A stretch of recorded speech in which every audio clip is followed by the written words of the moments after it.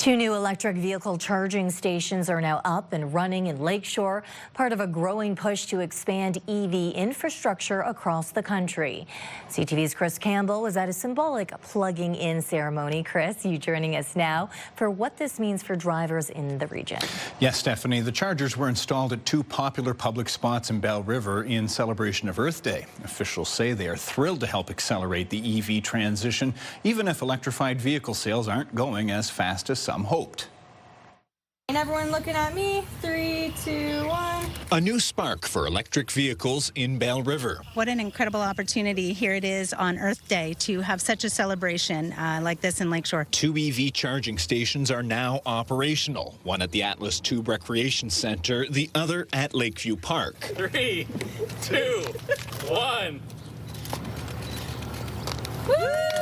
The project was funded through Charged for Change, a national program from Aviva Canada and Earth Day Canada, aimed at bringing charging infrastructure to communities that need it most. We know other municipalities and communication with them have seen a rise. The city of Windsor and town of Tecumseh have installed these as well. So we're, just tagging along within the region to support this EV infrastructure. The charging stations can be accessed using the ChargePoint app at a cost of $2 per hour. Officials say they've seen significant use since a soft launch on April 9th. We see people plugging in more and more often, so we'll continue to evaluate the usage and really look at our community of communities for where we might want to install more. This is what's needed out and about and in public. People need to see that they can charge their vehicles when they're in a pinch, and this project goes a long way to speak to that. Auto analyst Greg Layson says investments like this are crucial, not just for the environment, but for the economy. I would say the charging infrastructure should have come first, but since it didn't,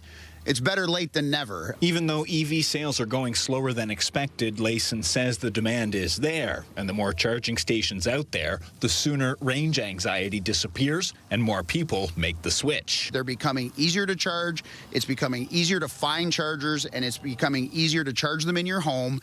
That's one of the hurdles. The next hurdle is price, and that comes down when you start to get to mass market and economies of scale in manufacturing electric vehicles. While Canada has a long road ahead to meet its EV targets, Lakeshore's latest move could help steer more drivers towards cleaner transportation.